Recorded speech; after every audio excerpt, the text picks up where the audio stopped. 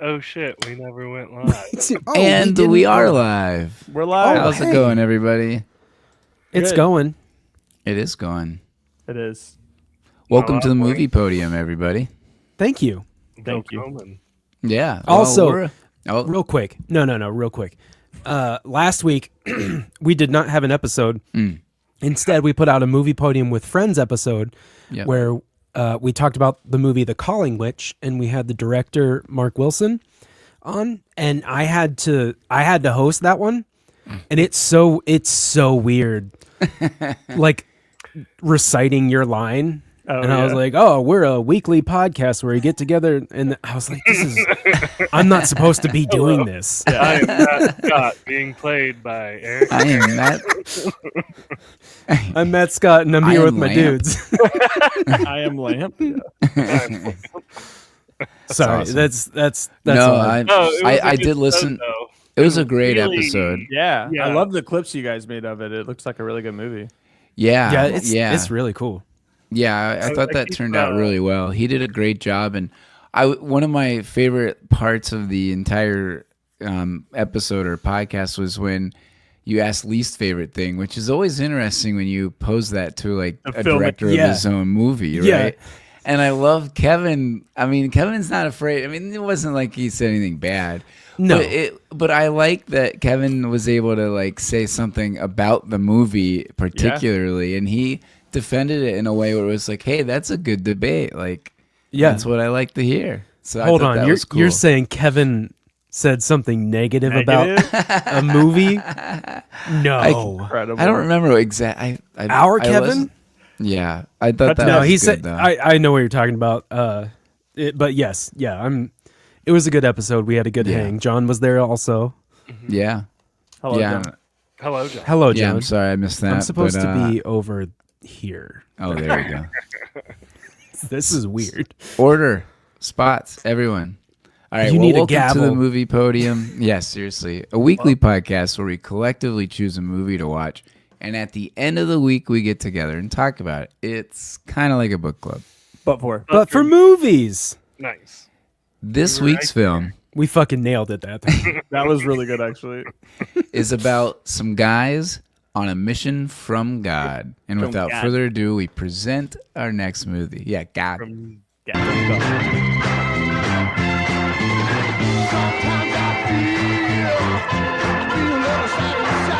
Blues Brothers. I love the blues, bro. Blues. That was Dude, great. that fucking trailer is like 4.5 minutes long. Yeah, That's I wild. know. It plays the entire movie, basically. Yeah, Like, it just sums up the movie. which is funny because I feel like nowadays one of the complaints of trailers is the fact that, they play the whole movie. But when you go back in time, I feel like that's always been the case. yeah. Like we watched a trailer for Free Willy the other day because we almost watched Free Willy.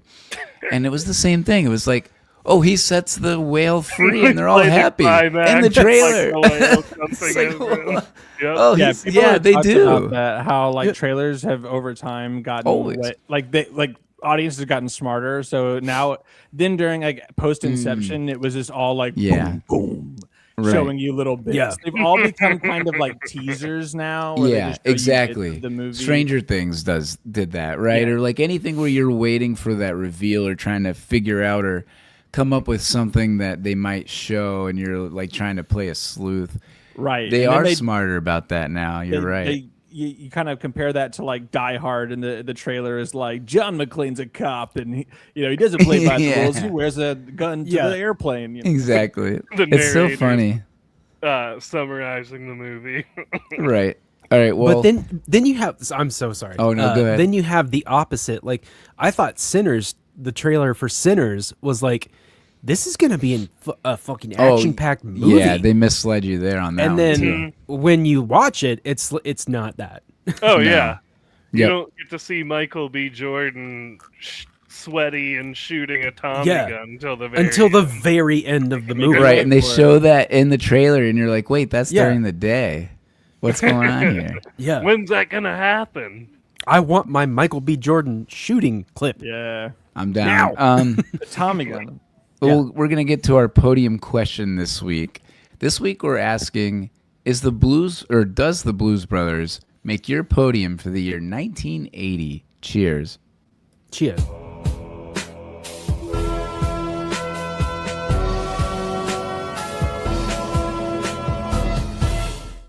Are we still in the slow? these? Oh yeah, it's still January, so we are. Oh my God. still- It's definitely cold. Disastuary. It's colder than December, and here we are saying cold December. Yeah. But This we're has been still- the cold month. Oh yeah, Cold you worry. slow-mo. This was the first day my kids went to school in a week. Wow. Oh. Yeah, I'm surprised they did. I mean, I'm over surprised here, they did too. Yeah, After, in after- Nashville, we had a snowmageddon. Yeah, There's still Snowmageddon, trees in there we the go. street, like straight up. Yeah, I'm Yep. never going to school again. Yeah, me Just neither. want to throw that one out there. 5 days in a row, my kids missed. Yeah, isn't that crazy? Yeah, same. That's Well, I'm your host. wild. Hi, Matt. Yeah, I'm your host, Eric. I'm your host, Matt Scott, and I'm here with Oh, my Eric's the dudes. new host. Oh, that's My- that's me. My other host, Eric. Co-host. Hi, I'm here with my dudes, Matt Scott. Hello, John. Hello.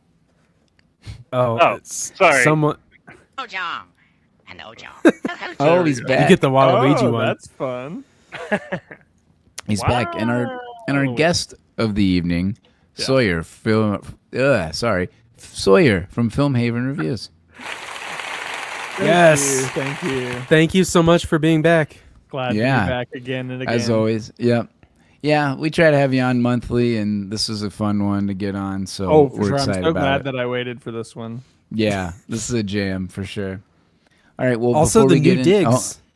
Oh yeah. Sawyer's yeah, got a new check out background here. New background. Yeah. We're working on Ooh. it. It's a work in progress, but you guys can finally see my bookshelf. This used to be in the living room. I guess we have to believe that you read those, right? I've actually read probably 50%, maybe. That's probably that's- that's probably generous. I'd say that's maybe good. 30%. I think by That's definition, more than the ones behind me. I think since you've read that many, you actually can't be on this episode. It's a movie. We are- podium. Not a book club. It's like a book It's club. like Buy the book. Yeah, and there's no movie posters to be found. Like Oh, what I am know. doing Here. Yeah, I you're feel gonna like have to change that. I just I have need to as say well. I like the chair railing. I did. Oh yeah. Did I show you guys the picture that Lindsay made for me that I need to Yeah. put behind me? Yes, yeah, you did. I got to show The- Sawyer real quick.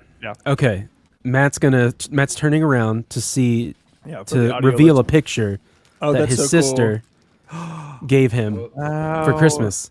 You're Simpsonified. Ooh, we are Simpsonified, and Matt is the host.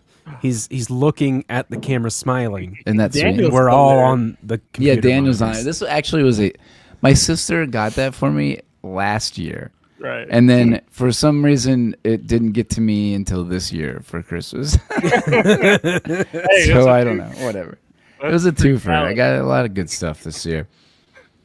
But yeah, I thought like that was the cool. trailer I need to you hang. Yeah. Oh yeah, and the guitar. I need to hang that though. Before we get into the episode though, we'd like to thank all our Patreon members or supporters who have been following us on our podcast Yes. journey. If you haven't checked it out, join our Patreon where you can get some casting credits and have access to our private Discord. Yes, thank you, everyone. If you want to check that out, it is patreon.com/the Movie Podium. We appreciate anyone who even thinks about checking it out, let alone checks it out. That's even cooler. Thank you so Yep. much. Yeah, and you can also go to the moviepodium.net where you can get some koozies. Oh, yeah. Beautiful. We need to send I you need to get a koozie hat. there, Sawyer. And a Oh, hat. I know. I need one. Yeah. I would definitely. Yeah, wear we it. need to send you a koozie. Yeah, we need to send Sawyer a koozie, and yeah, we need to send your boy from the Calling Witch a hat. That would be fun. Yeah, Mark. Yeah. Mark. Yeah. Shh. Yeah, we need- You know what? I We need to spread the love. just realized that I brought my sunglasses in from the car specifically to, for a bit, like, Oh, that would've putting been a them good on, bit. and then I Mine- fucking forgot them downstairs. That's very John Oh. Belushi of you, honestly. Yeah. Yeah, I did hear Respect about that. Well, I can't remember completely forgot. what his nickname was on that. What they call him? Oh God, I didn't There's write a it name. down. Yes. They Yeah. did. Black hole is what they called him. Yeah, that's it. Yep. Because he would chronically lose the glasses. Yeah, the they had to make glasses. like 200 different glasses. Okay. Hey, that seems like a fact. It is. It's a random ass fact.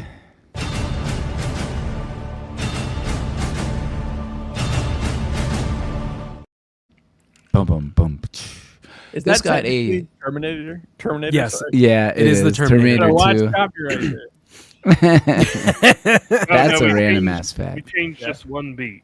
It's different. No, it's the same No. thing. I'm It's not just gonna like- lie. It's the 3 same thing. seconds. Kevin made it, yeah. and it's the same thing. We could Alright. slow it down maybe, and like it could be pitched down a little bit, and like that would get around it. But no, it's Nah. it's from the Whatever. movie. All right, Matt. Sorry. Oh, you're good. So the first things first. This got a whopping 7.9 on IMDb, or a a Thor lot. 0.9. It's pretty high for a 4.9. Yeah, look at 1980 Thor. musical. Yeah, for sure. It's up there. It is. Yeah. And I love it enough to where I think it's rated. I think it Ooh. is. Yeah, it's for what It's- it is. 7.9 is very It's high. Yeah, on the Metascore, it's almost a as high as 60, which is John's. really interesting. Which is interesting. Yeah. Metascore's out of 100. But you got to think, and this also brings in a random ass fact, of course, that I didn't even like take 2 seconds to think about. But this is like literally the first SNL skit feature film. It is. Yeah. So, you're like, right. Oh yeah. The fact that they took, I forgot that it was even the SNL skit. Like I was just like, because I grew up, like my dad loved this movie, so I watched it a bunch like as a kid, and it was like it Yep. was just kind of always around in the zeitgeist for Yeah. me, like growing up, and Same. so I knew it as the movie before. Like I wasn't watching. Oh, SNL yeah, in the- same. In the Yeah. 70s. So. No, of course. I think Wayne's World's a lot like that too, but Right, This- exactly. Wayne's World's very similar. Just actually. I was another thinking a about decade that. later. Yes, Mhm. and it's interesting too because like they had a record deal before this movie even came out. Yeah, I know. wild. It is wild. Wait, the band? Yeah, the Blues Yeah, Brothers. the Brothers blues- band. Yeah. Okay. It's a Yeah, whole- there's it's a whole even songs. Yeah, there's songs that are on that album that aren't even in the movie. Like some I of the had no most idea. famous- That's awesome. I'm trying to think of the most famous song, but like one of their top hits isn't even in the movie. Yeah, like I don't have a lot of facts, but I did read like Soul Man.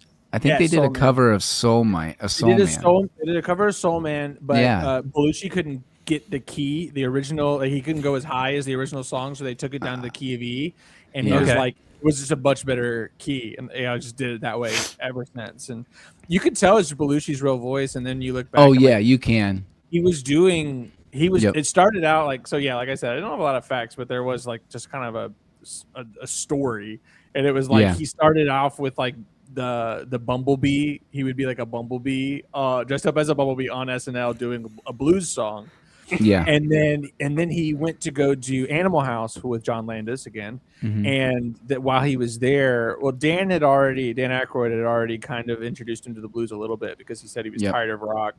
And then he met this guy, was it Curtis Salgado, who's Mhm. like this like local Oregon kind of like jazz musician, harmonica player, and he turned him on and like straight up like old school mentor way, like would like send him 7mm and like giving him records and being like, you should try this and you should try that. And it's just weird to Nice. think that like you're like learning for the first time about like some of these soul artists that we now in the age of Spotify or even before Pandora, Yeah. iTunes Music and stuff like that. You just like, it's not hard to find Ray Charles or it's not hard to find Aretha Right. Franklin or any of those like big names. But at the time, especially in white culture, there just wasn't there. You listen to your Yeah. own type of music. And ultimately, it was through his love of blues music that the Blues Brothers was even created. And then Yeah.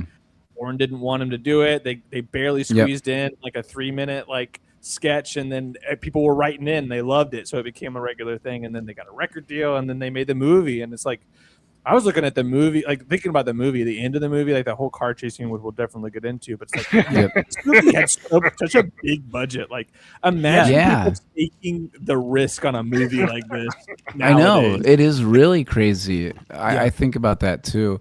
To add on to that story, what's crazy is Universal actually didn't want James Brown or any of the people that were on screen because they said they were too old and that they needed new faces. They wanted, I don't know, I didn't see who they specifically said, but they thought no younger person or like our age or obviously younger would want to go see a movie with Aretha Franklin in it because she's from a different generation. Well, yeah, why would that scare you off? Yeah. Like, who's this? And they like said they were gonna walk. Like Aykroyd said they were gonna walk if they didn't let them that would have been choose their artists. So that would have been bad. Yeah, definitely. Before we get into the questions, let's because this I got a couple facts. Yeah, this is real close to my favorite thing. Yeah. So let's move on. Yeah, no, I got a few facts. Carrie Fisher became engaged to Dan Aykroyd during the filming of this shoot after he saved her from choking by applying the Heimlich maneuver, apparently. Really? That is Pretty crazy. Wild Which also story. like Dan Aykroyd pulling Carrie Fisher. But he was a much better looking at this era, you know, like Oh yeah, for sure. Young, He's punching up, skinny, tall, yeah. He's punching up. Less He's drug, got that exotic Canadian mystique. less alcohol, I guess, because he does have his own vodka company. So less alcohol. His own supply. But like just 4 years later, he's Ghostbusters, and he looks more like the Dan Aykroyd we all know and love. Yeah, with isn't that like- It was crazy? 4 years. That is wild. That's a wild 4 Yeah. years. Well, it was a wild 4 years because Jim Belushi was dead by Yeah, so what 1982. happened with their man. engagement, by the way? Yeah. Good question. I don't know how that ended, but it didn't last. Yeah. A couple other ones I had. Some of the artists were not comfortable with lip syncing. They tried to get them to, and they actually recorded them playing it live. Them being James Brown, so that is a live recording. The choir was not, but his part was, and the same with John Lee Hooker. Who said he had no idea what lip syncing was, and so they just had him play on the street, and they recorded that outside and live. Yeah. I didn't know that. I'm gonna save that for another question because I want to talk about that scene. But Yep. that's crazy because I was like the way his voice is connecting to that mic. I'm like, Yeah, God, he's it crazy. sounds so Like, good. it does. Yeah. Yeah. And then let's see the other one. Oh, I had a couple more. The scene was filmed at the chase scene. The first chase scene was filmed at the Dixie Square Mall in Harvey, Illinois, which had been shuttered in 1979. So it was actually The year of it, right? Yeah, the year it actually never reopened and was torn down finally in 2013. So it was closed before they even filmed it. But yeah, they smashed it all in one day, basically. Like that whole scene was done like very quickly, and so they spent all this time like building up the mall to look like a mall again. I know. And then they just destroy it. I love it.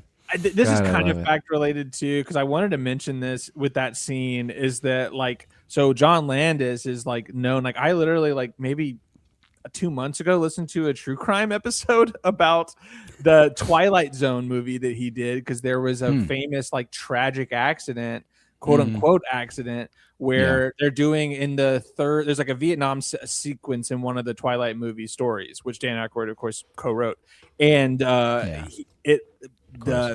because of Landis's style, he likes to be like a little bit like pushing things to the limit and stuff. And he had these children working at like 2 a.m. and this seasoned actor. The seasoned actor is like supposed to be taking the children away from this like crashing helicopter, and they're all in this big set, and they had the helicopter like there, and the helicopter like they told him a million times like this isn't safe, this isn't right, and he was like push it, and it literally crashed on them, and the helicopter blades killed like a child and God, the actor. And Oh my he ended God. up, like, and there was this huge court case, and they eventually got acquitted, but it was like really sketchy. But it just reminded me because I was looking at that scene of the mall and bystanders are just walking around these cars that are just blowing into these department stores. And I'm like, how safe is this? And now that I know that about John Landis, I'm like, you're not like, safe. probably not. We'll make it look real. Oh, shit. What could go wrong? Real quick, I would like to call back to, again, the Calling Witch episode where Mark told us that since they had a minor on set, they only had until midnight to film. Right.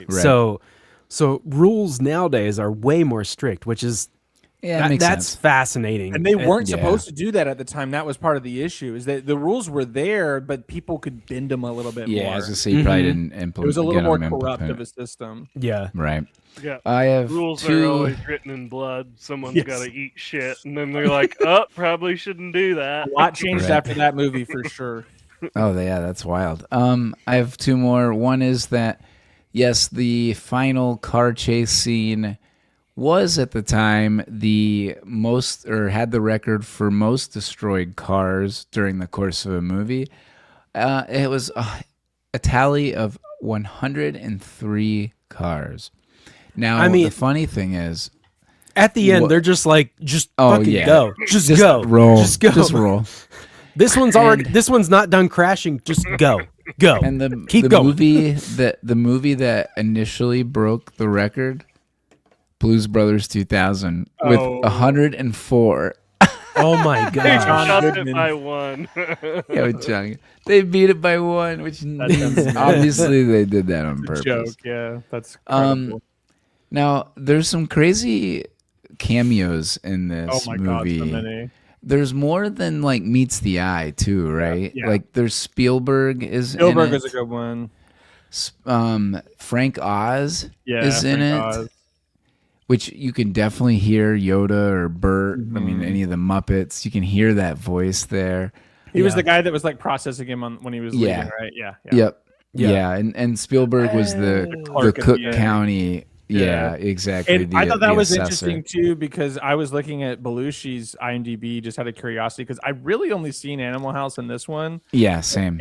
And I was looking, and he was in like a pretty big flop from Spielberg just the year before. 1941, right? Yeah, which was also John Belushi and Dan Aykroyd with Steven Spielberg. I've never seen. Me neither. I didn't even know. And it was a flop, and it's like Spielberg's only flop. Right. Also written by a really famous director too. I can't think of it at the top of my head. I'll look at it again. But yeah. Yeah, I noticed that because so Spielberg's in it. Twiggy, who hold on one sec. The guy John's watching the movie right now, and it's about to go to the Yoda part, I believe. Oh yeah.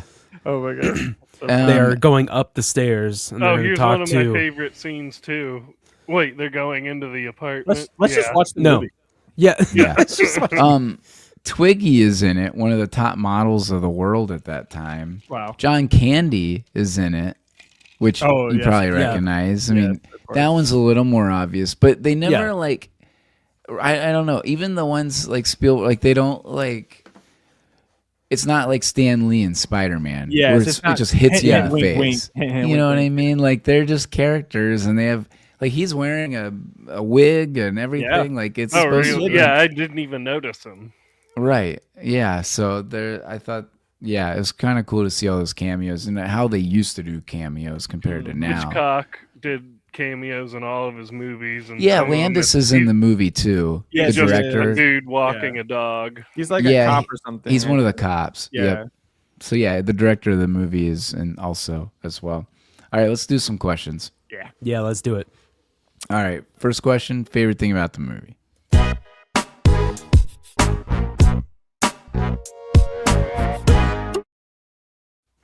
All right, Sawyer, you're up. Okay. What did you call him? Sawyer. Sawyer. Sawyer. I still had a drink in my mouth.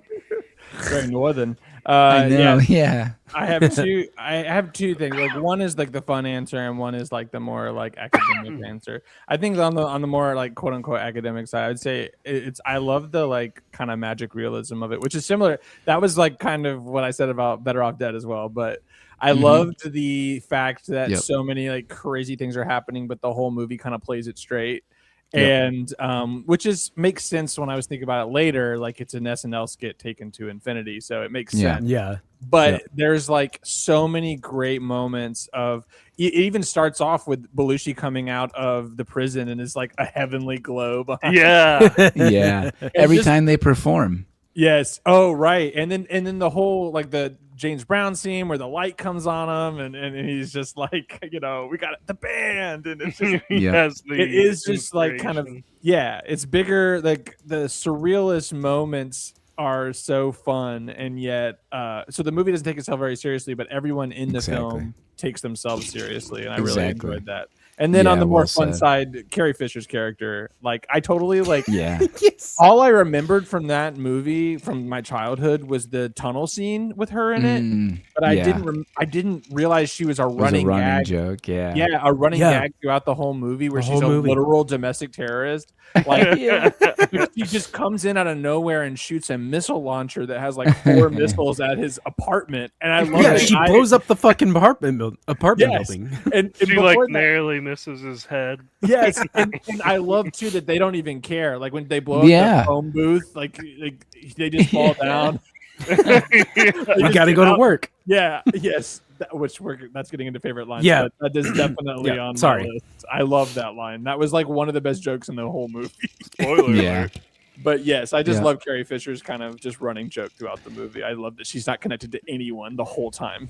No, I totally agree with those. And I absolutely love that this movie is about like not taking yourself seriously, but the characters do. That's a great way to put that. Eric?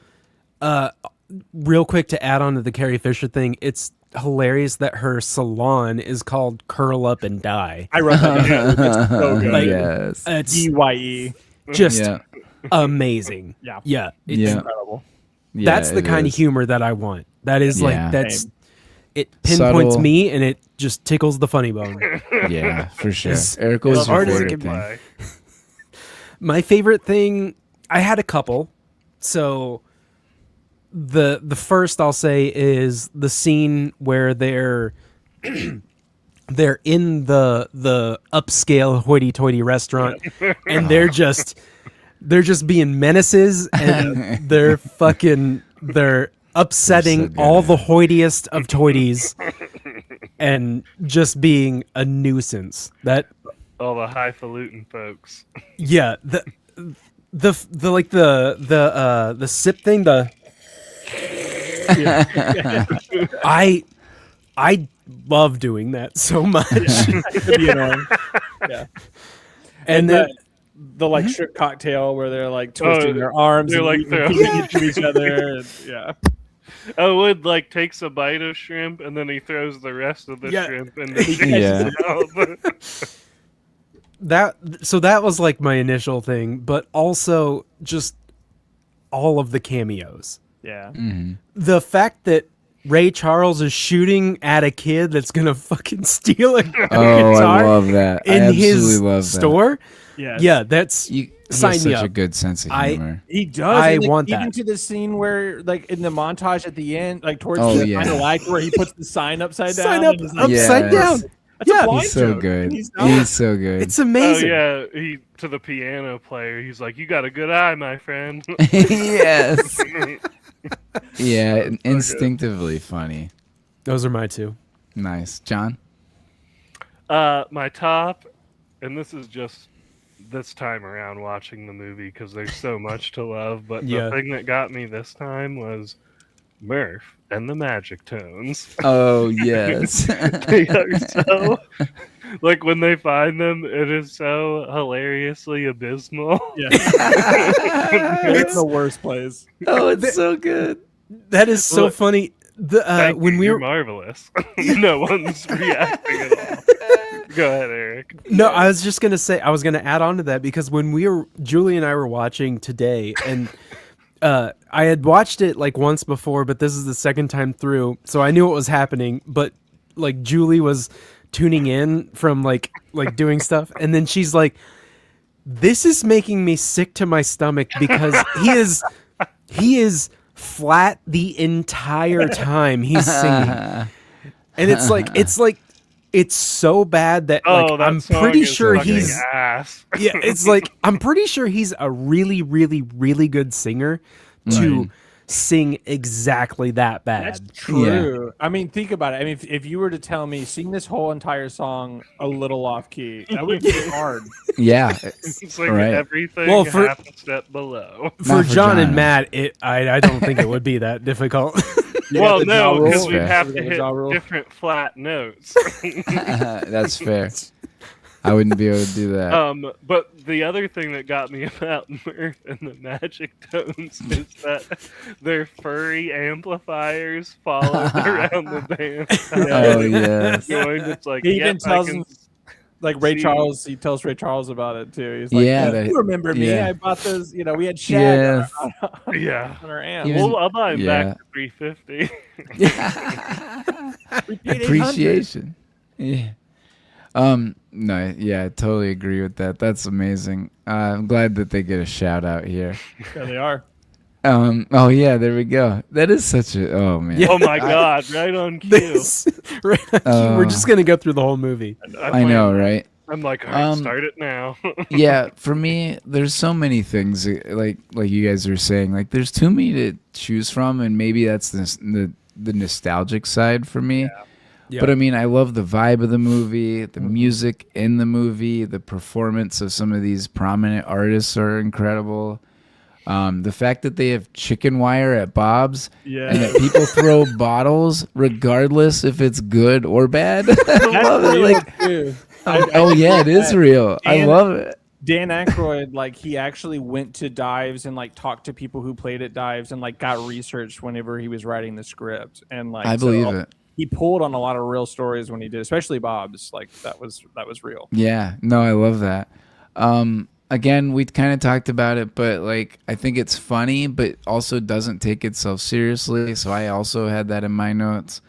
I love the Jamie Lee Curtis stuff getting all crazy. Maybe it makes no sense. Carrie Fisher. I said Jamie Lee Curtis. I did right. Wow. Yeah, Carrie Fisher. Fisher. Jamie Lee Curtis on the mind. I mean, it would be sick if Jamie Lee Curtis was in this movie. I feel like she'd 100% be even more believable. Yeah, actually, I think she would have been better at that role, honestly, in a way. For sure. Maybe Kevin wouldn't have liked that, but there's just so many bizarre subplots that are going on.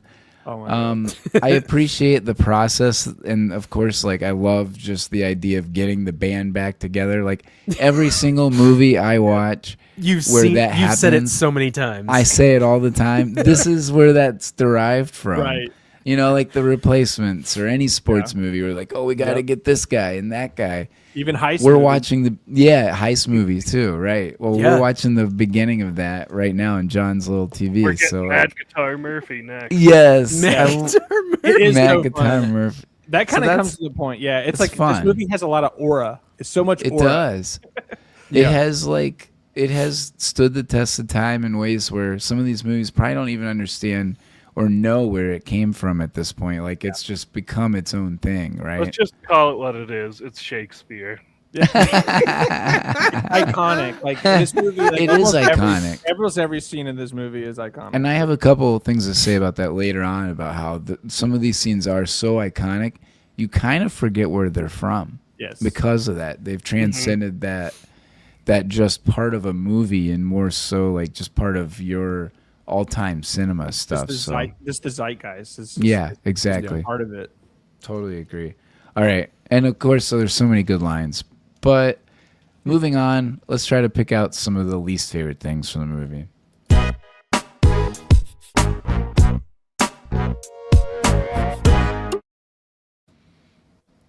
So I'm going to go first. This one kind of pains me because I don't know if I've ever felt this way watching this movie before or if this is the first time.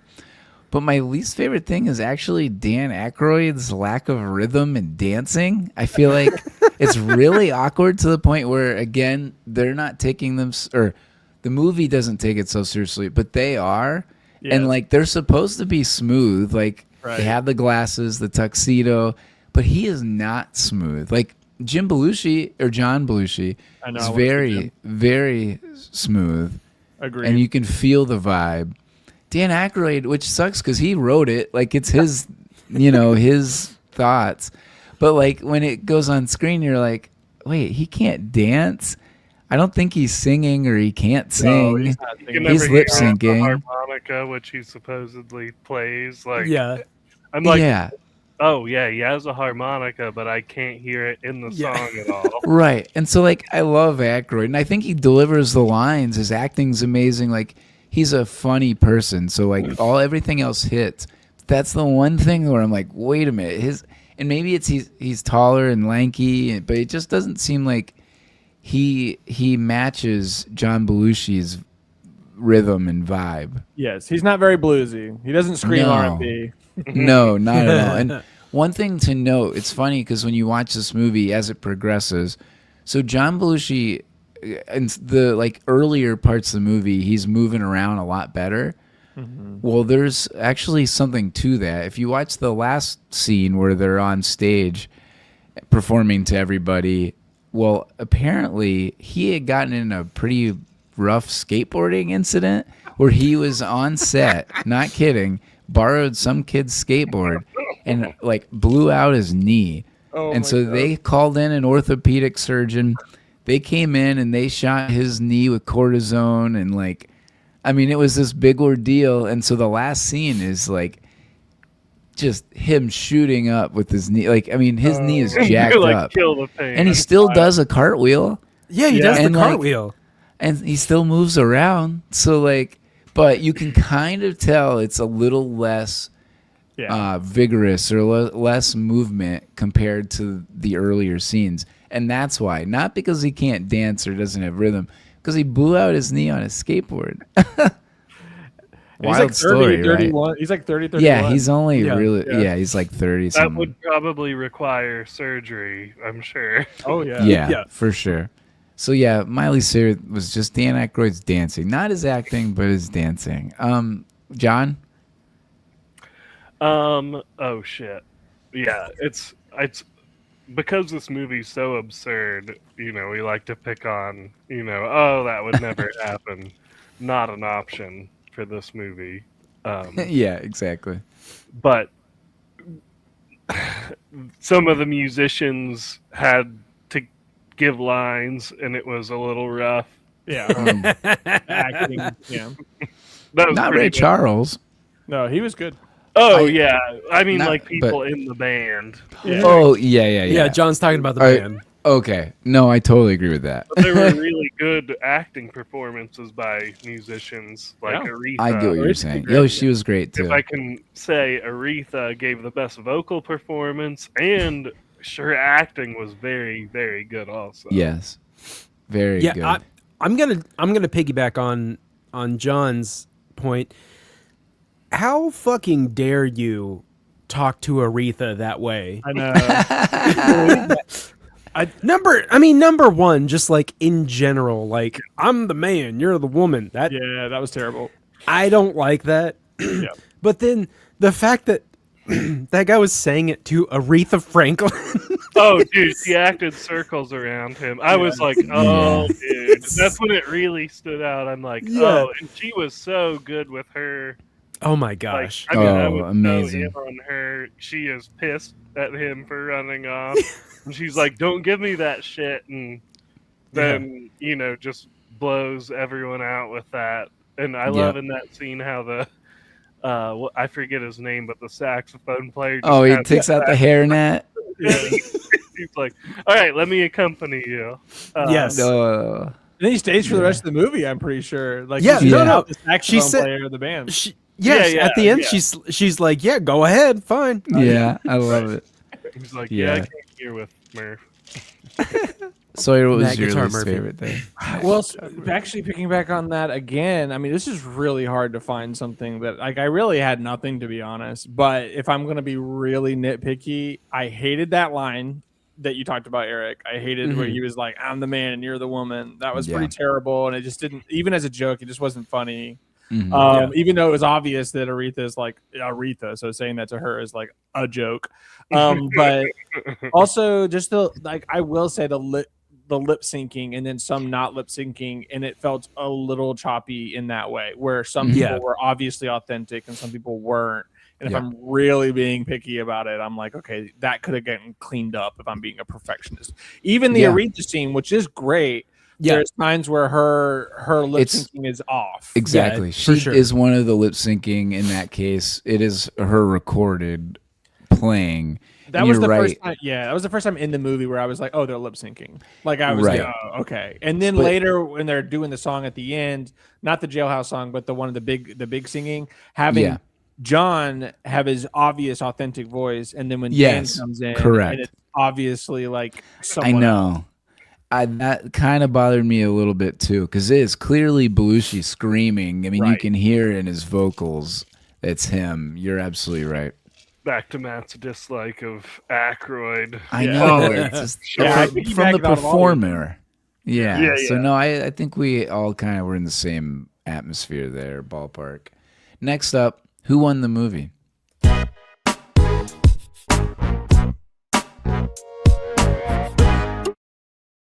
I'm going to roll on this one just because I had Aykroyd as my least favorite. I think Aykroyd actually won this movie because he wrote the movie or helped write it with him and his buddy Landis. Basically came up with the idea, wrote the movie, all of that.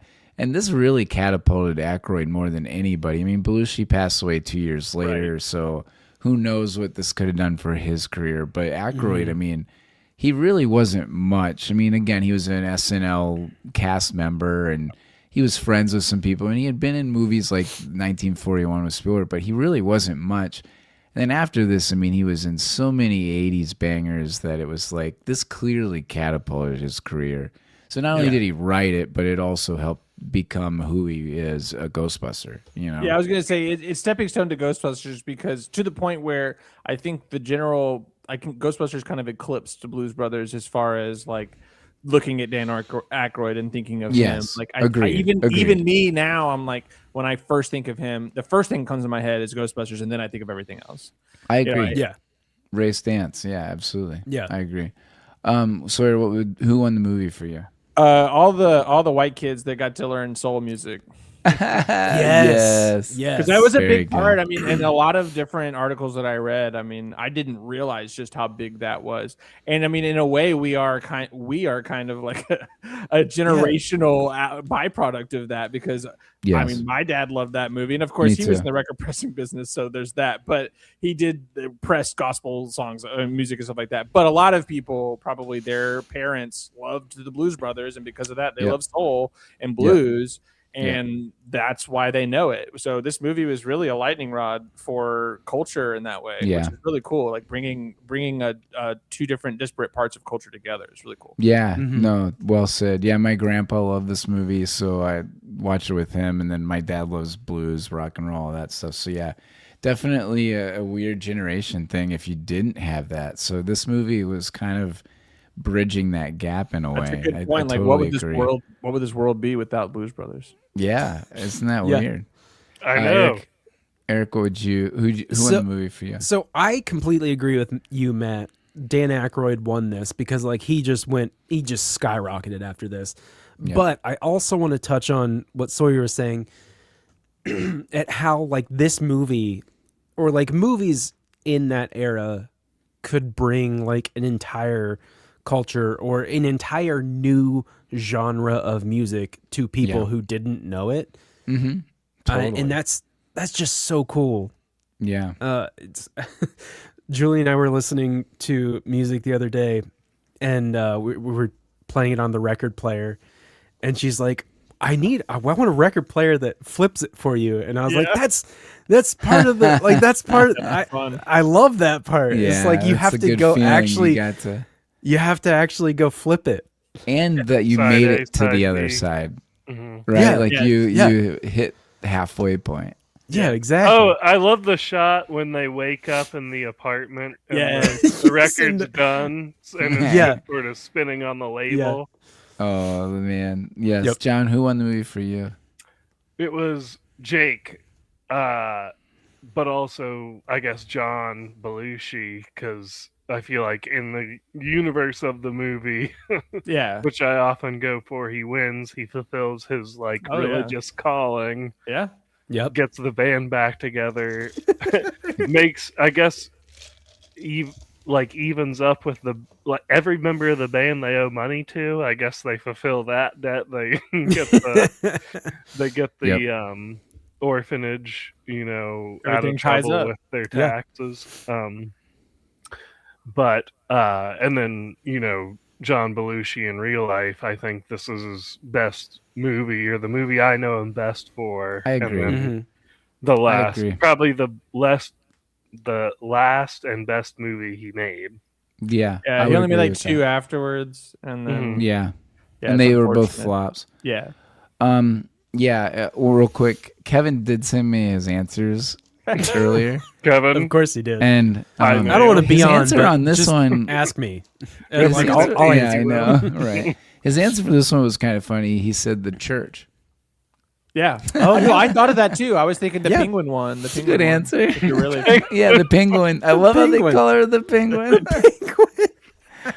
Oh, that's a good. that whole dynamic is so good with them. It is good. I love right. that too. Man, we got a good one coming up next. Gonna be tough. Favorite song moment or score scene? Oof.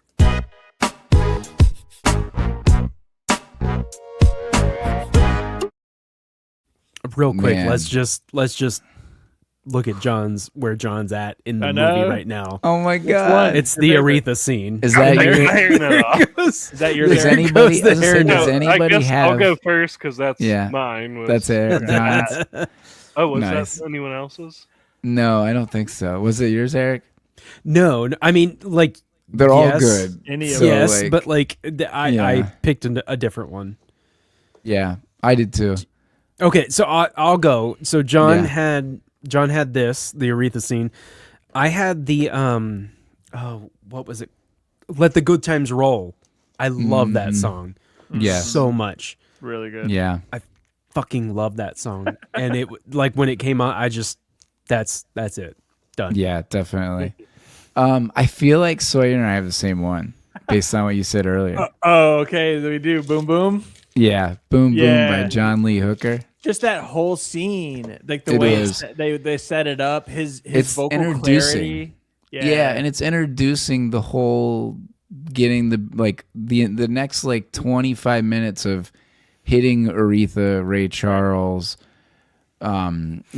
hitting these guys up. It's like the whole it midsection of the movie. Yeah, it sets up with them pulling into John Lee Hooker playing on the street and everybody good. just kind of jamming to it. I mean, And it introduced him to so many yeah, people. 'Cause I- it's specific- right. A lot of the articles I read, it said that it literally like he was the first person that people were like, "Who's that dude?" And how do I get it? How do I get his records? Because he's awesome. Yeah. He has Yeah. so much. We talked about aura before. He had so much oh aura yeah, in that so, scene. totally, Yeah. So totally. just dripping with charisma, and he just makes it look so easy. It comes so effortless, but it's so Yeah. effective. Oh, it's and so then- good. Like because he's just speaking, a boom, boom, boom, boom, but then he goes, Yeah. "Hey!" And when yeah. when he does, it's just like it really brings They it there. all It's so join. good. Yep.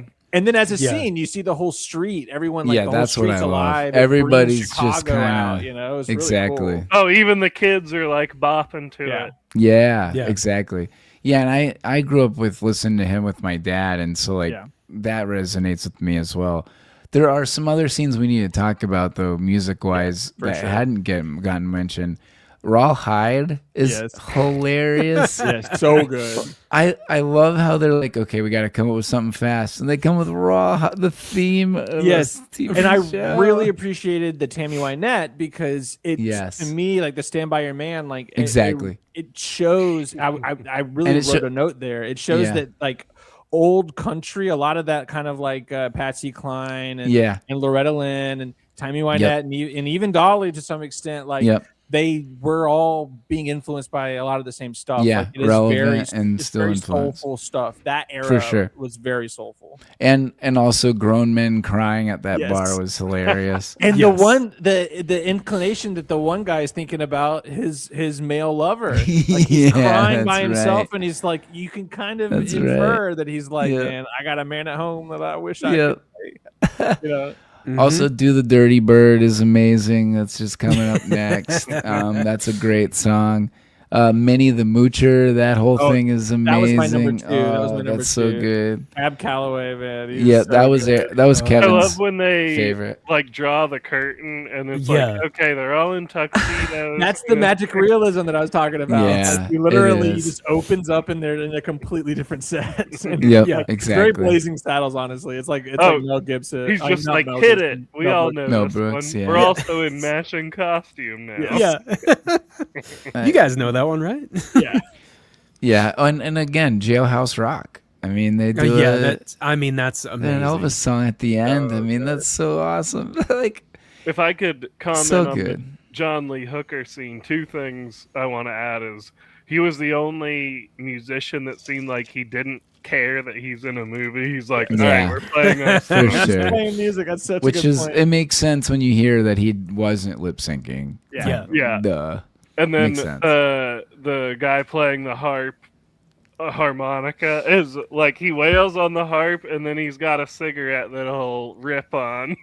And then he goes back to playing the harp. And I'm like, all right, this dude's a pro.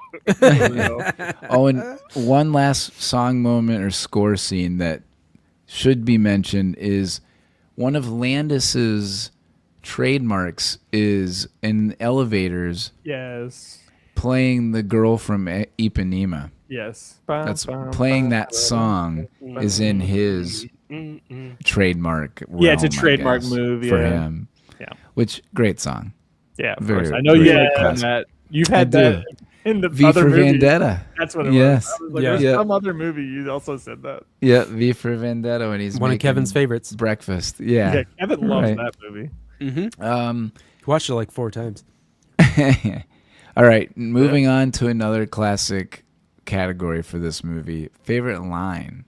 Oh, God.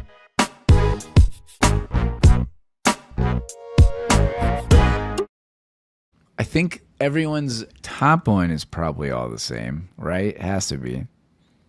We're on a mission from God.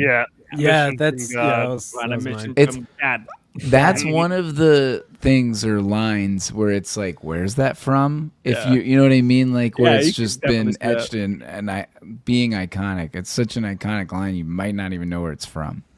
Like everybody says that now. Like, I'm on a mission from God. It's from the Blues Brothers. So pretty good. awesome. Let's see, John. What's your favorite line? Oh God, there's so many. So many. I know. I'm like, there's one I really want.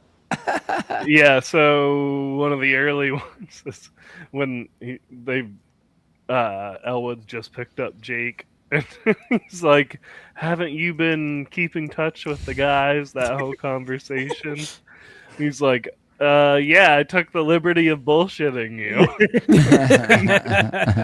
And the other part of that line I like, he's like, "No, there weren't lies. It was bullshit." So good. Eric, what about you? I had "We're on a Mission from Gad." Yeah. So I mean, I also have other ones. We have both kinds of music, country and western. That's my other favorite. So that fucking lady's fun. hairdo is hits so big. so that line that's my other favorite line. That line hits so perfect. But whenever I watch this again, to like the fact that this inspired so many things, like all I can hear is Zelensky from Tommy Boy. Oh, I know. When Dan Aykroyd talks, it's like for sure. It's just that is Zelensky. And Coneheads is the other that voice. Yeah. Sawyer, what about you? Oh man, there's so many, but let's see. I think my favorite, like I already mentioned it, my favorite joke in the whole movie is when this entire apartment explodes. Like the apartment building, which just that scene in general, like making that, like it's a crazy explosion. And then they just get out of the rubble, and Dan Aykroyd's like, oh, it's almost 9 o'clock. I gotta go to work. Yes. Just completely ignore everything. Yes. Another line I had was, it's 106 miles to Chicago.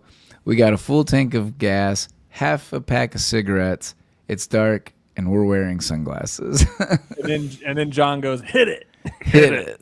Yeah, there's a couple times when people say hit it. One is before Minnie the Moocher. Do you know Minnie the Moocher? Right. Hit it. We're just hit it. It's like, okay, we all understand what to do. I knew a hooker once named Minnie Mazzola. Yeah. That was another good line that I love. Also another classic, of course, is we're putting the band back together. It's not. Yeah. I always thought it was getting, but it's we're putting the band back together, which again goes to my theme. The band. I had that too. You see the light? Jesus CH Tap dancing Christ. I see the light. Jesus H Tap dancing Christ is one so good. And I loved when they go to the apartment, his apartment complex, and then there's all those like roustabouts just sitting there, and the one guy's like, "Did you get me my cheese whiz, boy?" Oh yes, I thought John was going to say that. Oh, that's one of my AB repeats. Oh yeah, that's right. Oh, speaking of which, Matt. Yes. Oh, okay. Well, I had one other line. Sorry. Oh yeah, hit it. And what's unfortunate, I screwed up because I was going to say this was my least favorite thing, and I was going to do a bit, but since I missed it, one of my favorite lines, at least, is, "I hate Illinois Nazis." Yes. That was going to be my least favorite thing about the movie was Illinois Nazis. Illinois Nazis, I have that in the note there too. Where he's like, Illinois Nazis. I hate Illinois Nazis. I had Nazis. one more line that was just ridiculous. It's the radio operator. When they're like, pursuing the Blues Brothers. Yeah. He says, use of unnecessary violence in the apprehension of the Blues Brothers has been approved. That guy's just sitting there. That guy's just sitting there like announcer voice, just saying it like presumably in the precinct. Right. Just calling all the cop cars. He's like, all right, so this is the message. All right, here we go. Yeah, I got it. Let me get primed. So good. All right, moving on to most rewatchable scene.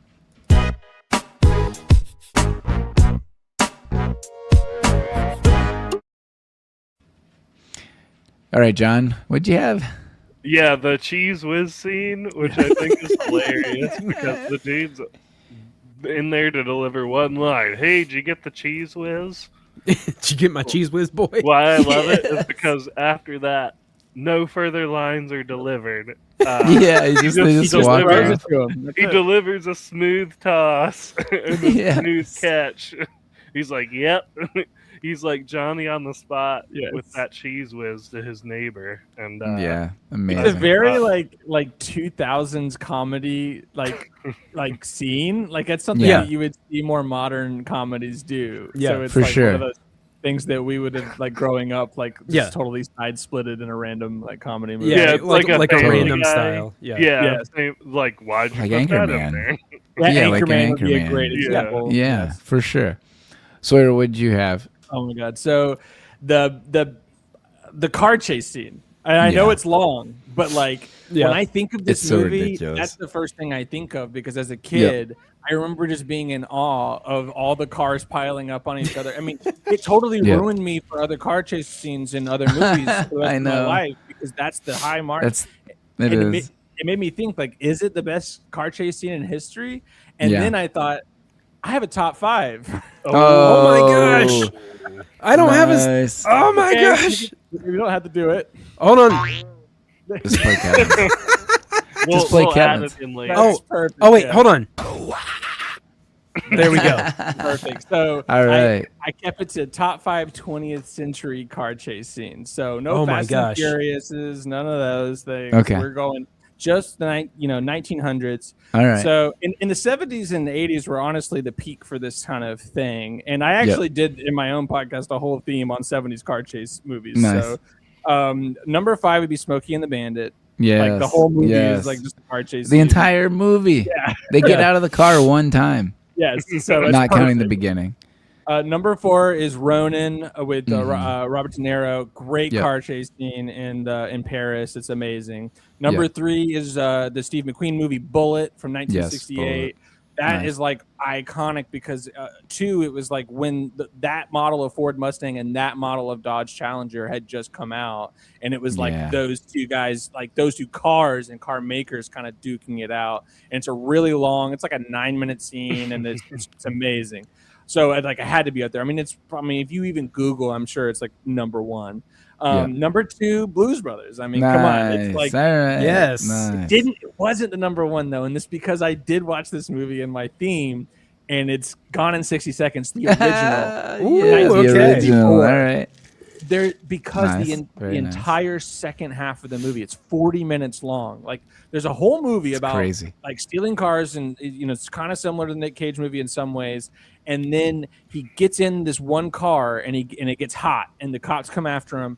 And the rest of the movie is Need for Speed Hot Pursuit, like straight up 40 minutes of like almost no dialogue, just and it's all real too. Like it's all in like they go through Long Beach, they go all over LA, and like at one point he literally like hits his fender, like his back quarter panel, on like a light pole, and it's like a jarring thing. That was real, and he just drove off and kept driving. I mean, it was it's an insane. I mean, it's objectively like the movie is not as good, but as far as if you're talking about car chase scenes, I mean, you can't get better than that. So. Awesome. Well done.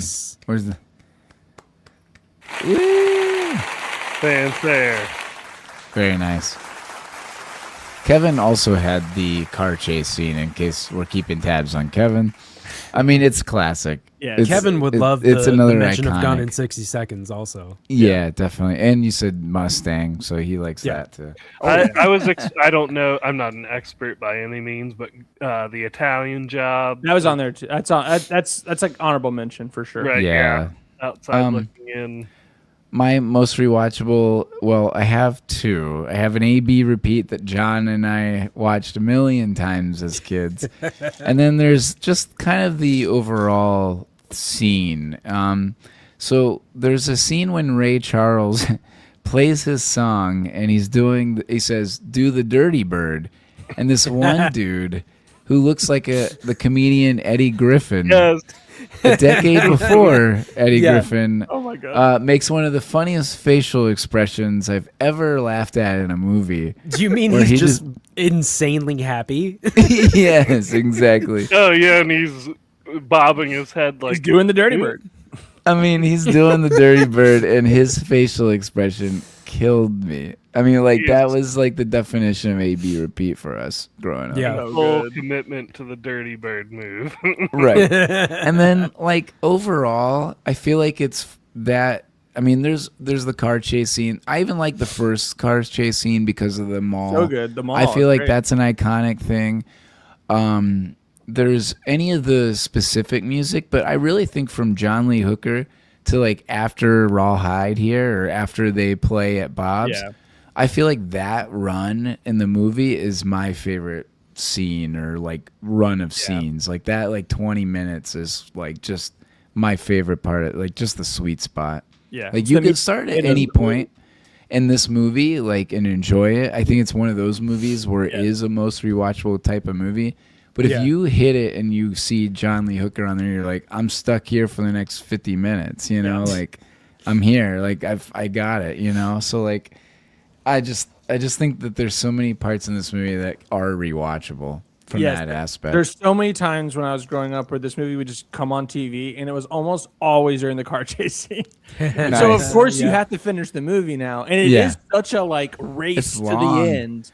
It is. It is. The movie. It's a crazy scene. I mean, and to my like one of my big icks about like modern movies is that they always have to tie everything up in a bow and have all these really long exposition scenes to wind the movie down because audiences need that, and they just like they're like catering to audiences. We're over it. We saw the good part. Yeah, I love when a movie culminates and like the only post exposition you get is like basically a punchline and a great song. Yeah, which is that now they're in jail and you get to great hear a cool ending. song and it's over. Like we don't need everyone with the blankets on their, outside with the ambulances and everyone has to talk about what just happened. It's like we saw what happened. Yeah, it's a great climax. It builds up great point so much into like great ridiculous crescendo. Exactly. That's a great way to put it, John. Yeah, I agree totally. All right, we got a couple left. Most likely. Hold on, wait. I didn't. Oh, I'm sorry. I didn't get to say my AB repeat. Sorry. I didn't mean to skip you there. That's okay. My AB repeat when I first watched it was the scene where they were with the penguin and she's swatting them and they just keep saying, "Oh shit, Jesus Christ!" There's some lines in there too. They just keep getting hit because they keep cursing. Amazing. At one point, John Belushi says, "You fat penguin," and then Dan Aykroyd runs out of the room and goes, "Fuck that's noise." That was also really modern too. I was like, "That's such a modern line." It is. Yeah. Fuck the. Yeah, absolutely. I mean, really well said. Yeah. Yep. I like when she floats back into her. I wrote that down too. Again, they don't take it seriously, right? No. That's why it's good. Which I wish Kevin was on here to hear what his thoughts were because he doesn't. He takes things too seriously. Yeah, yes, he does. If he likes that. What are you talking about? Better Off Dead took that style and like really beat you over the head with it. I agree with that. This is a little different. One of the things that makes this so good is that those over the top things and surrealist things are really kind of subtle. Like the nuns like floating back into her office. Yeah, it's so subtle. You could definitely miss that if you weren't paying attention. You're right.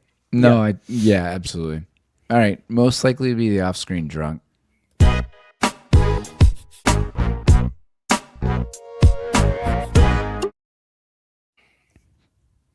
Eric, he's not here.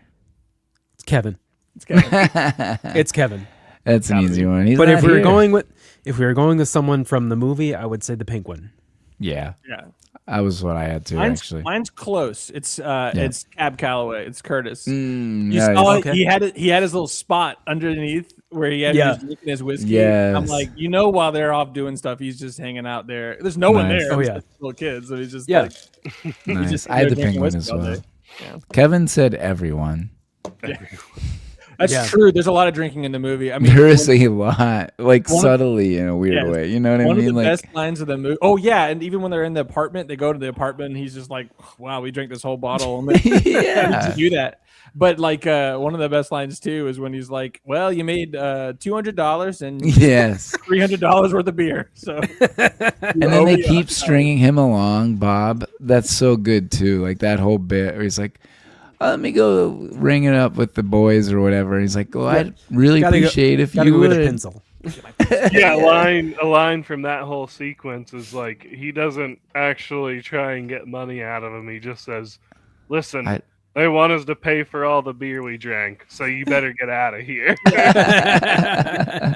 Yes, John, did you have a off-screen drunk? Oh, Belushi, because he lived hard. Yeah, he did. Obvious answer. He had some crazy times. Speaking of an on-cue scene, that's... Oh, there we go. Yeah, when they're leaving the gig, I love how they're like, "All right, time to pack up," and they're like, there's like all these beer bottles to clear out to like, all their equipment. Oh, so good. The Foggy Bottom Boys, is that their name? Oh no, the Good Old Boys. The Good Old Boys, yeah. I'm Bro Brother. Yeah, the Good Old Boys. That's hilarious. The Soggy. Yeah, Soggy Bottom. Yes. Wow, I got my head all over the place here. All right, this one's kind of tough. I thought casting our friends.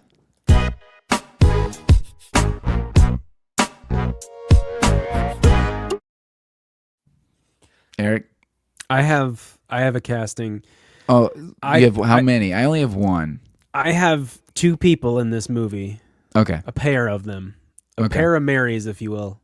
Oh, Kevin and John are the Blues Brothers because they are the only two people I know who could be so oblivious to everything else in the world, like getting fucking a missile shot at you, or just like anything shot at you, just like, and they're just like, oh, we gotta go to work. Yeah. They're in that long amazing. car chase scene, and John Belushi's literally sleeping. He like wakes up in the morning and he's like, "Hey, and we've been I gotta make a stop." Yeah. Yeah. Yes, he says I had to get off the exit. one track mind. Yep. I had Eric. I had you as Matt Guitar Murphy because of guitar. That was all Yes. I had. It was hard. I Nobody fucking was love it. crazy. I couldn't get with like a super knowledgeable guy for Sawyer. I couldn't find a crazy person for John. No, like, I mean, it was really hard. I mean, I could have said Kevin for the drummer, but I don't even know his name. So it's like Matt Guitar Murphy. I think I actually got everybody. Like, Oh my gosh. almost everybody. I can't believe Let's hear it. it. Wow, Well, I said Matt was Joliet or John Belushi because he would lead everyone on a crazy mission he was obsessed about, and we would all go along with it. Yeah. Yep. It's like we're getting the band back together. Matt, we didn't have a band in the first place, but no, we're getting it back together. I've been doing some research for the last 6 months, and I really think we could do this. But I got Eric as Elwood because he's always so helpful and supportive. Nice. Like, if you think about it, Elwood never challenges, really, like never seriously challenges from what he's doing. You're right. He's always like just here. You're right. Like when Belushi goes to the phone booth right about where John was, and he like says, "No, I'll make the call," and then he kind of steps down from it. Oh, it hasn't happened yet. He's definitely always deferring, but like in a supportive role. Yeah. He's there to pick him up when he's released. Exactly. I'll take it. He bullshitted him, in jail to save his hopes. John, I had as the drummer because he's just there to have a good time. Where's the money you owe me, motherfucker? even there, like he's the one that says, like, I say we give this guy one more shot. Yeah. He's always just down like, for whatever. Yeah, that's a good call. I just want to play. He's very Ringo Starr in that way. Yeah. Yep. Solid. Kevin was the hardest, but I had him as Ray Charles because I feel like that if he was to ever be the person who would own a music store, he would shoot a kid trying. Yes.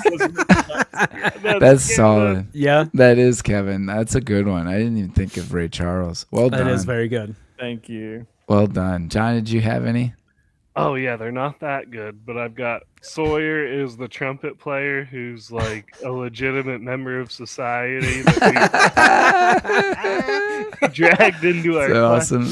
That's awesome. When given the chance, takes his hairnet off and just goes with it. No, the trumpet player, the maitre d' at the restaurant. Oh, yeah, okay. Not the sex. Yeah. Had to be dragged. That's my bad.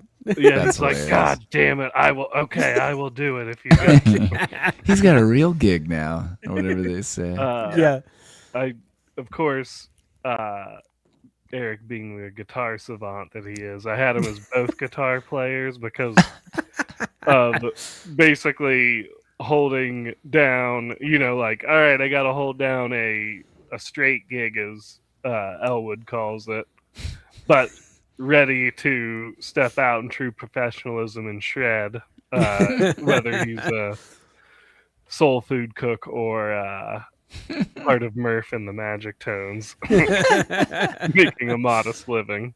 Nice. And then Matt, as Sawyer said, is obviously Jake for getting the band back together. That's like Matt's MO, as long as I all right, this podcast, right? We're doing this. Yeah, this podcast. The band together. Yeah, that's exactly what literally. the podcast was. Yep. Well said. Very good. Good job, guys. We did it. All right, two more.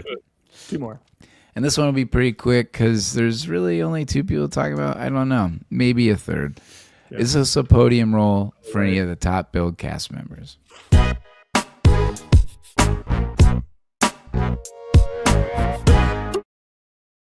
So obviously first is Dan Aykroyd. I said yes. I don't know if you could say no. No, I mean top role. I mean, yeah, sure, he's been in tons of stuff. I think he's probably out of everyone in the cast been in the most iconic stuff. But Yeah. this is one of his podiums. I mean, you'd say Ghostbusters this and like what?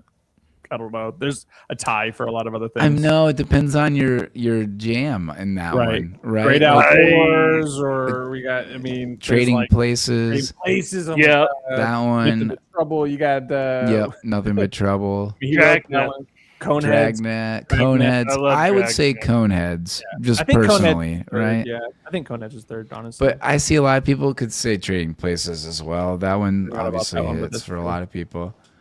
Caddyshack 2, just kidding. Oh. He's in that, but it's a movie. it's a movie. Empire, not that one. Yeah, exactly. Yeah, the toughest part about Dan Aykroyd might be who's first or second. Is it Ray Stantz or Elwood Blues? You know, Right. Tough I call. actually didn't think this was on his podium as an actor Mm. because everything else he had a huge hand in, but I don't think his character in this movie it's very low key and Yeah, Yeah. I totally agree. You're spot on with that. so I've got Ghost. I mean, he's also supporting in Ghostbusters, but he's more of a Kinda. character. He's the leader, I'd say. I Bill think Murray's he's the main character. Yeah. It's weird because Bill Murray gets all of the Steals the biggest line. lines. He's the biggest personality, but Ray Stantz is the one he's the Jake Blues in this one. right. And Yeah, he's kind of a Ghostbusters. straight man, which I put Dragnet as my Nice. bronze. I Very also nice. wanted to point out this scene behind you, John. I loved this where they Oh had yeah, me too. In the sauna. Laura and their sunglasses in the sauna. Love it. Don't they pretty much never not wear sunglasses? Oh, I was thinking about this. So, Dan, you never see his eyes.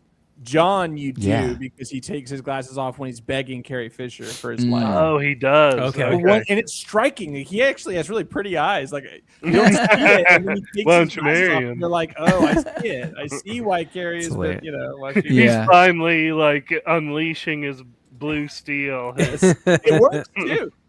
Yeah. That's hilarious. Ah, So then, I forgive you. so next we have John Belushi, and I keep saying Jim. I mean, I know they're interchangeable. Yeah, Kind there of. is. One's alive. As but Cody like, would say, the wrong brother died. yeah, exactly. Kind of true on that one. Yeah. So like him, I mean, Animal House and this are his two big ones, and then after that, maybe you say 1941 because it's a Spielberg movie. And it's kind of big, I yeah. don't- But like it's those two. I mean, everybody knows him from Animal House. Yeah. The most iconic role in that Animal House movie is his character. Mm-hmm. And then this, I mean, I like this better than Animal House. Yeah, So agreed. this is my favorite role of his. The Dan Aykroyd one is really interesting. You talk about that, John. Like now I'm going back. I'm like, I think Ray Stantz might be my favorite character of his. Agreed. Followed by maybe Coneheads or like even his part in Wayne Zelinsky in Tommy Boy is more ridiculous. It's not a top role, but like it's pretty hilarious. Trading Places was my Trading number Places, 2 because I I could think see that. because his character is a lot more colorful, I guess. Right. For sure. Yeah, I would agree. And then last, I mean, honestly, I think it's worth talking about is Carrie Fisher. Yeah. Which it might even be on there because I think it is. Yeah. Which is crazy. If you look at her list, like, I mean, if the way we do it here at the Movie Podium is her role, obviously. Yes. So Right, so you Princess can't do all- Leia is number 1 with a bullet, no question. Yes.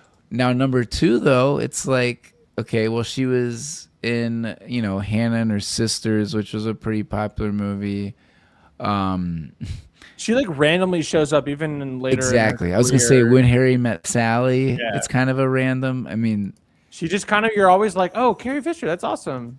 But she's not the main character. Well, even in this, she's agreed. kind of just like, oh, Carrie Fisher, that's awesome. Yeah. Yeah, it's weird that Star Wars, like, she was so big in Star Wars, and then after that, she didn't really have a huge career, I guess is what I was Well, I mean, getting at from what I'm looking Mark at. Hamill is kind Same of thing. the same. Yeah, other he's than done the better, Joker.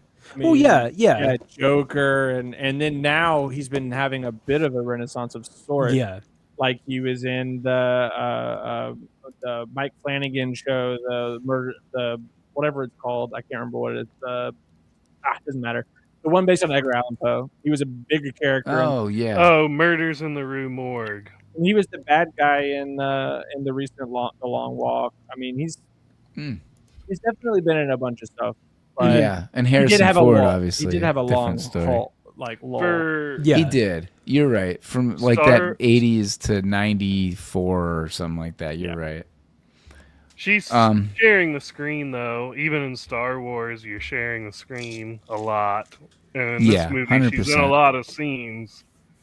Yeah. And there was a lot of, people to share the screen with. But she's in a lot of scenes in this, and they're all I mean, funny. She's kind of my favorite character in the movie. But just because it's such a good joke. Like, it's such a good joke. It's very I would agree. I think it is. I would agree. I think this is on her podium. I really do. It's another honorable mention line when she's about to kill Jake. She's like, for my uncle, for my whole family, for the common good, I now must kill you and your brother. And moving to our final question tonight, we are asking, does the Blues Brothers make your podium or our podium for the year 1980?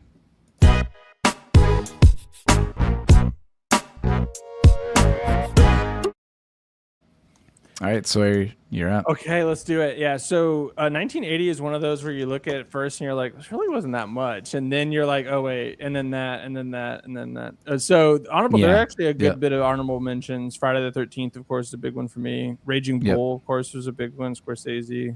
The Changeling, the George C. Scott spooker is so good. I was late to that one, but it's a great, like spooker and true crime kind of thing.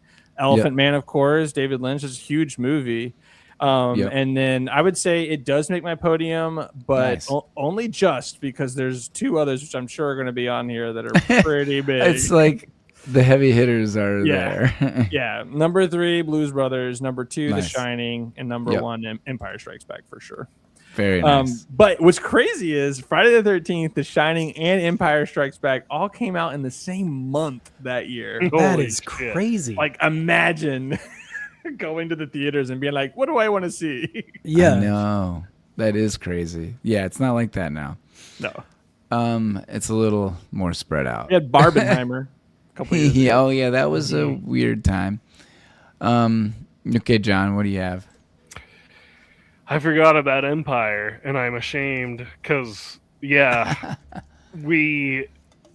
tend to lump those in with the rest of Star Wars, but that's my favorite Star Wars movie. It's the best one. It just is. Mine too. And The Shining is another one of my all-time favorite movies of any genre. So I will put Empire on the gold, Shining second, and then this is my third, and then outside looking in, I have Airplane. Oh yeah, nice. Airplane. I was gonna say Airplane. Yeah, nice. Yeah. So, so you had Empire at 1. Sawyer, you had Empire at 1. We had the same. Yeah, John and Sawyer had the same list. Oh, the exact different way of same. saying it. Same. Awesome. Sawyer went. All right.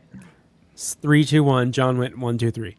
So just for the record, Kevin did send me his. Number 3, Blues Brothers. 2, The Shining. 1, Star Wars. Whoa! Yeah. So there's 3 for 3. That's amazing. Eric, what do you have? I said yes. Mine's a tiny bit different. I had Airplane at number 3. Oh, nice. Blues Brothers at number 2, and then Nice. Star Wars at number 1. Nice. Because The Shining is not my jam. Yeah, right. Can we pause and just praise Airplane for a sec? I know. I love Airplane. Hilarious. I love Airplane. You Kareem Abdul-Jabbar. I need to go back and watch that. I haven't watched it in so long. That's when I developed my drinking problem. My honorable mentions are the same as Sawyer with like Raging Bull. I mean, a classic, awesome movie for Scorsese, but it doesn't beat out. I kind of looked at this year and I kind of had the same feeling, but I really wasn't nostalgic for a lot of the movies in this year. It was like, oh man, this one from top to bottom, they're all heavy hitters. not true. It was just like, okay, how do I order my favorite 3? Yeah. So this actually does not make my top 3, which is crazy for me. Wild. I absolutely love this movie. I picked this movie. I do can't not believe that. Okay, but here's don't what's believe number you. 3. Okay. You guys haven't Don't mentioned believe number that. 3. Okay. And I don't know if any of you would put it on in place of maybe John, but number 3 is for me is Caddyshack. Oh yeah, I figured one of you guys would do that. Okay.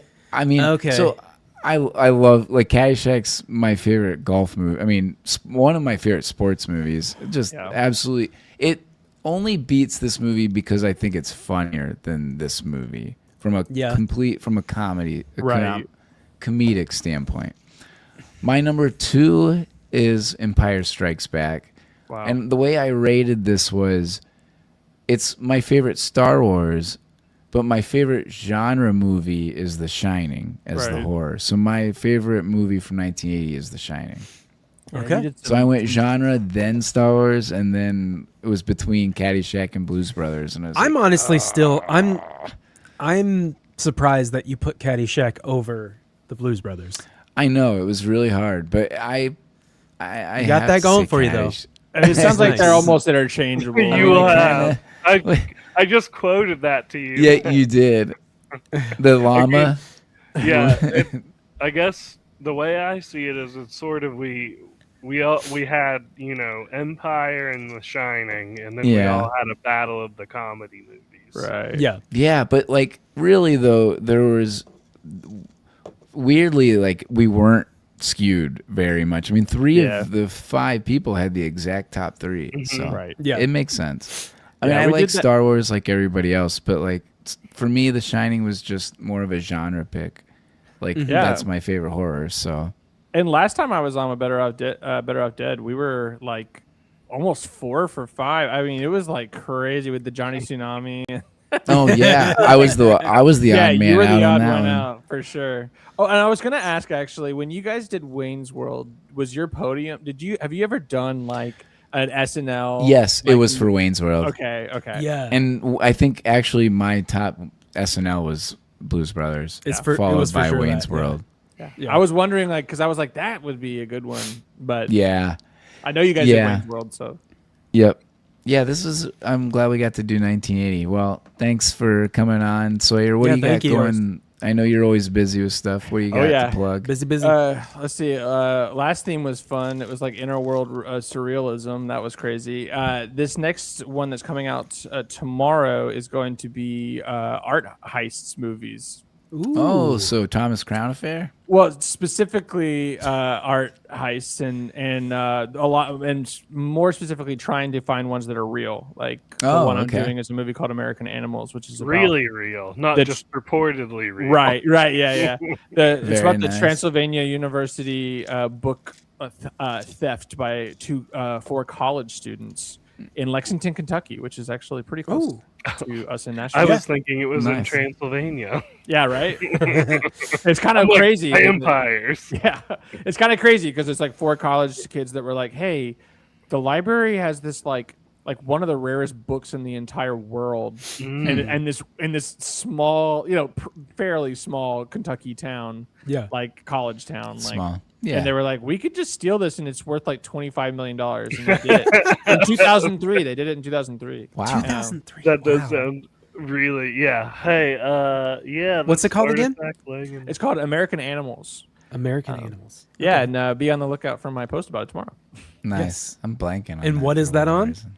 It's on Tubi. You can watch it for free on Tubi. No, I'm sorry. I meant what's the podcast name? Oh, FilmHavenReviews. Thank you. There we Eric. And you can find that on Instagram or Spotify or wherever you find your podcasts and all that good stuff. Yeah. Sweet. Awesome.